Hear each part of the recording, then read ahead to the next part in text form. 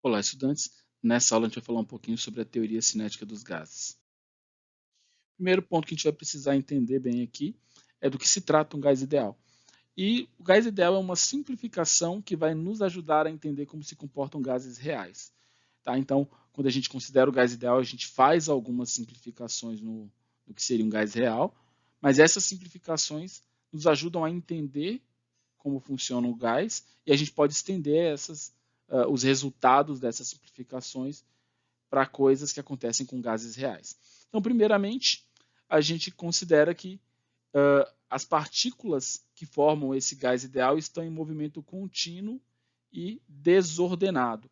Então, não existe um padrão de movimento, ou seja, as partículas do gás não estão todas indo para o mesmo lado.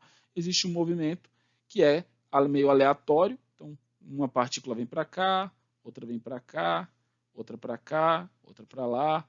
Esse movimento, essa aleatoriedade, ela é necessária para que a gente tenha um gás ser considerado ideal. Então, cada partícula vai ter uma trajetória única e aleatória e está se movimentando continuamente. Segundo ponto, essas partículas estão se movendo, então eu tenho choques constantes entre essas partículas. O tempo todo está batendo uma na outra. A gente vai considerar também como simplificação que essas colisões são perfeitamente elásticas, o que vai significar que a gente não tem perdas de energia nessas colisões entre as partículas. A gente desconsidera, para o nosso modelo de gás ideal, a gente vai desconsiderar forças entre as moléculas. Então, basicamente, a gente considera que não existe força atuando entre essas moléculas. Pode acontecer num gás real da gente ter uma força elétrica, uma força gravitacional, mas todas elas vão ter valores muito pequenos para a gente analisar no nível macroscópico. Então a gente monta um modelo que microscopicamente é simplificado, mas que macroscopicamente vai dar para a gente resultados bem interessantes e a possibilidade de prever coisas para os gases. Bom, o volume dessa molécula é desprezível, vou considerar que ela tem um tamanho zero, então eu desconsidero o tamanho de cada partícula para fazer essa análise, tá? e é uma simplificação que vai ajudar matematicamente bastante. Próxima simplificação, suas moléculas se movem com velocidade média igual. Tá? Então, o que é a velocidade média das partículas? Cada partícula tem um movimento, na hora que colide vai sofrer uma aceleração, o que seria uma força, mas na prática, considerando o conjunto inteiro, eu vou considerar uma velocidade média de conjunto. Então, elas se movem aleatoriamente, eu consigo entender que, mesmo tendo acelerações e desacelerações para uma partícula específica, para o conjunto inteiro, eu vou considerar que a velocidade média de todo mundo é igual. Então, é uma outra simplificação interessante também, que faz parte desse modelo. Tá? E essas colisões, como eu já até comentei, são colisões perfeitamente elásticas, o que vai significar que a energia se conserva. Então, eu não tenho perda de energia ali dentro do meu sistema, já que numa colisão entre dois carros eu poderia ter, mas microscopicamente, entre partículas, eu não vou trabalhar com essa ideia de colisão gastar energia. Então, a energia do meu sistema permanece constante, mesmo acontecendo inúmeras colisões. Então, esse conjunto de ideias são o que define o nosso modelo aí de gás ideal.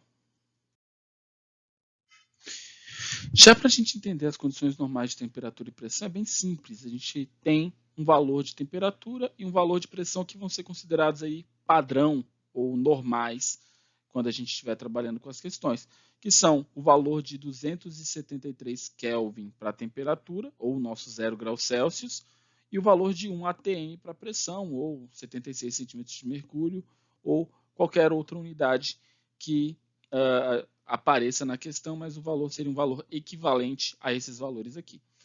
É importante lembrar que daqui para frente a gente vai precisar trabalhar com a temperatura em Kelvin.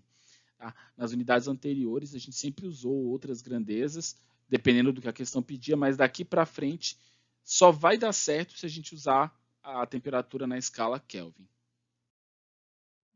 Na termodinâmica, a gente costuma falar de variáveis de estado, que são variáveis que me dizem como o sistema se comporta. Para os gases aqui, o que é importante para a gente no segundo ano, a gente trabalha com 3 variáveis de estado que vão aparecer com maior frequência para a gente, que são a pressão, o volume e a temperatura. Então, a pressão ela pode ser medida em várias unidades, como a gente já colocou lá, ATM, centímetros de mercúrio, milímetros de mercúrio, Pascal, várias unidades para pressão. Pascal é padrão do sistema internacional. Volume pode estar em metro cúbico, que é padrão, pode estar em litros, pode estar em ml, pode estar em alguma dessas. E temperatura, daqui para frente, só pode aparecer em Kelvin. Tá? Se eu fizer o cálculo em Celsius, em Fahrenheit, vai estar errada a questão por conta disso. Então, o que eu faço nessa equação é comparar 2 estados diferentes do mesmo gás. Então, eu tenho um estado 0 e um estado 1. Então, eu tenho um momento inicial e um momento final, ou vários momentos finais. Você pode pensar pressão 0, pressão 1, pressão 2, pressão 3. E aí a questão pode tentar te confundir colocando vários momentos diferentes. A ideia é, se o meu sistema está isolado, essa razão aqui, pressão vezes volume sobre temperatura final, tem que ser igual a pressão vezes volume sobre temperatura inicial. Tá? Então a ideia de que isso aqui é constante, ela vai ser importante para a gente entender como que o sistema gasoso evolui. Não é toda questão que você vai ter as 3 coisas variando.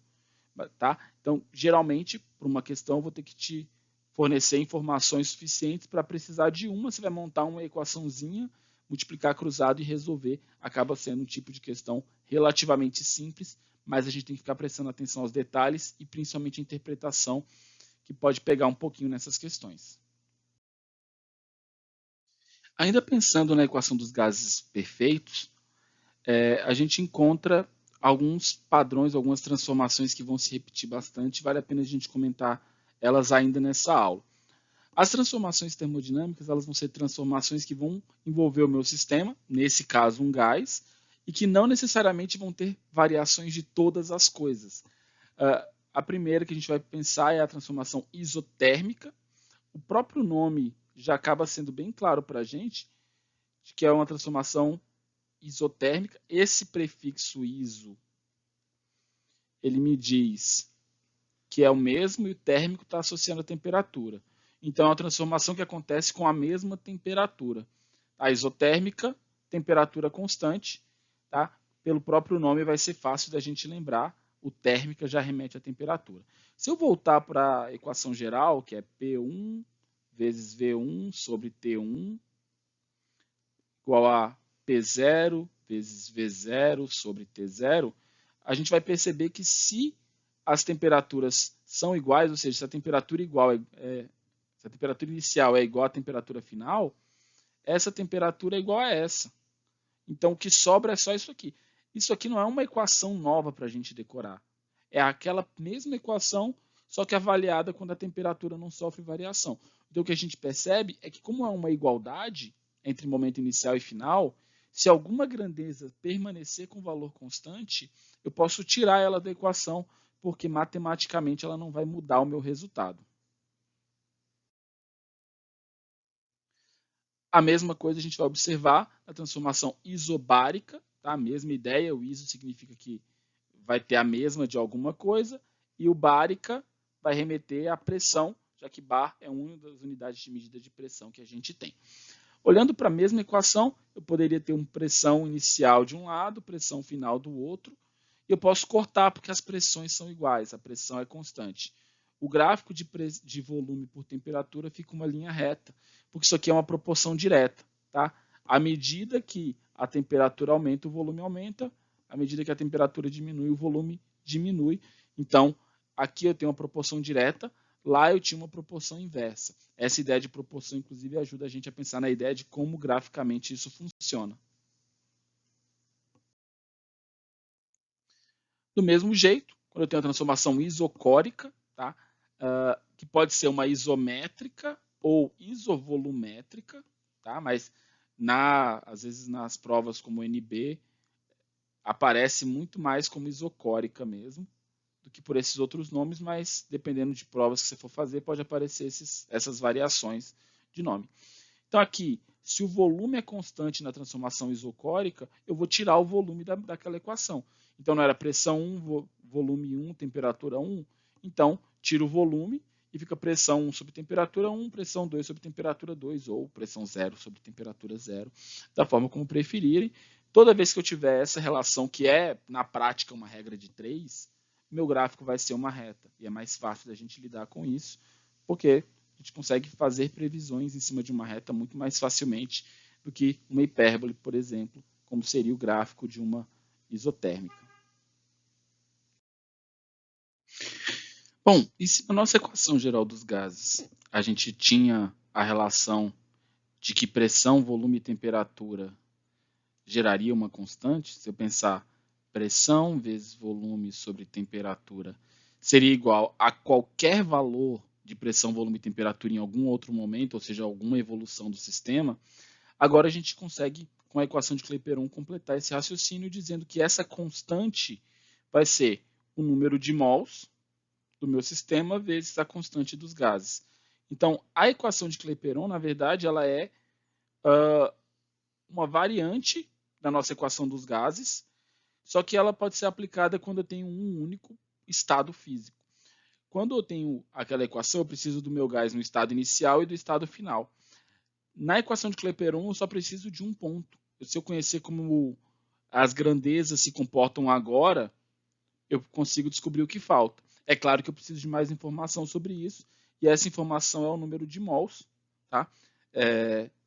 Que isso, acredito que já foi estudado na química, mas de toda forma, na física não vai precisar de nada muito aprofundado sobre o conceito. Tá? Só pressão vezes volume igual ao número de mols vezes constante dos gases vezes a temperatura.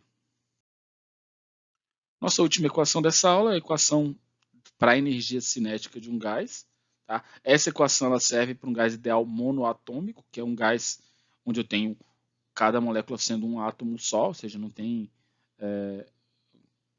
mais do que um átomo por molécula. E aqui a gente encontra uma constante, 3 meios, vezes, mais uma vez, o número de mols, a constante dos gases e a temperatura, que eu vou repetir mais uma vez, para ficar bem claro, se você só pode usar essa temperatura em Kelvin. Se você tentar usar em graus Celsius, você vai errar. Se você tentar usar em Fahrenheit, você vai errar. Tanto é que, se você voltar no slide anterior, você vai perceber que o nosso R aqui, ele tem várias variações de unidade de medida, mas a temperatura para essa constante sempre tem que estar em Kelvin. Então, muito cuidado na hora de fazer esses cálculos, não esquecer de transformar as unidades. Aqui a gente tem um modelozinho, uma pequena simulação de como é o modelo de gás ideal com uma parede móvel. Então, essa parede aqui, você pode perceber que ela é variável, ou seja, a parede se move, que a gente chama de êmbolo. Tá? Qualquer parede que vai fazer variar o volume do meu sistema de alguma forma, a gente vai chamar de êmbolo. Então, perceba que o gás ele se movimenta diferente conforme o espaço que ele tem. Quando eu puxo o êmbolo para um lado, a gente tem o volume diminuindo, as partículas começam a querer se mover mais rápido e colidir mais, o que aumenta a pressão. Com isso, a gente consegue enxergar, de alguma forma, as três das nossas variáveis de estado, que são volume, pressão e temperatura, já que a temperatura, como a gente definiu lá no início, está ligada ao movimento das partículas. Bom, a ideia da aula de hoje é essa, entender um pouco mais sobre como funciona o gás ideal. Espero que tenham conseguido entender. Qualquer dúvida que tiverem, entrem em contato, tá? Manda mensagem que eu vou responder o quanto antes. Tá? Tentem fazer as questões e me avisem das dificuldades que vocês tiverem, porque é a partir delas que a gente vai montar um material de apoio melhor e tentar melhorar para as próximas aulas, além, é claro, de sanar as dúvidas, é importante, já que o conteúdo é cumulativo. Galera, bons estudos e cuidem-se.